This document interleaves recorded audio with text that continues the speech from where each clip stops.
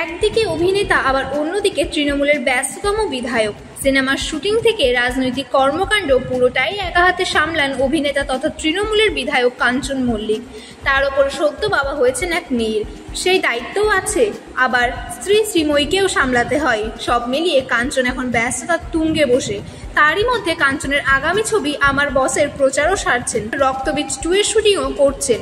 দম ফেলার ফুরসত নেই অভিনেতার। আর এইসব করতে গিয়েই নাকি অসুস্থ হয়ে পড়েছিলেন কাঞ্চন। কিন্তু ঠিক কতটা অসুস্থ হয়েছিলেন অভিনেতা বিধায়ক, সবটা খোলসা করলেন স্ত্রী শ্রীময়ী।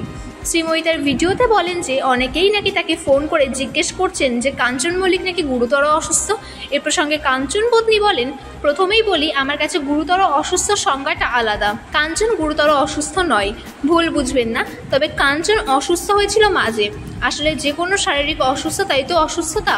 গত 13 তারিখ থেকে কাঞ্চনের প্রায় দিনরাত শুটিং চলছিল, মানে সারা রাত জেগে শুটিং করছিল। তারপর আমাদের অন্য শুটিংও ছিল এবং 15 তারিখে কাঞ্চনের প্রচণ্ড বাড়াবাড়ি হয়, মানে পেট খারাপ ও বমি শুরু হয়ে যায়। আর সেটা কাঞ্চন ওষুধ খেয়ে ম্যানেজ করার চেষ্টা করছিল। এরপর শ্রীময়ী আরও বলেন, আসলে কাঞ্চন অতটা হাসপাতাল নার্সিংহোমে ভর্তি হতে পছন্দ করে না। 16 তারিখে শুটিং করতে করতে কাঞ্চন আর পারে না। সকালে একটা অন্য শুটিং ছিল, রাতে আবার রক্তবীজ 2 এর শুটিং চলছিল। সেখান থেকেই ফোন করে যে আমি আর পারছি না।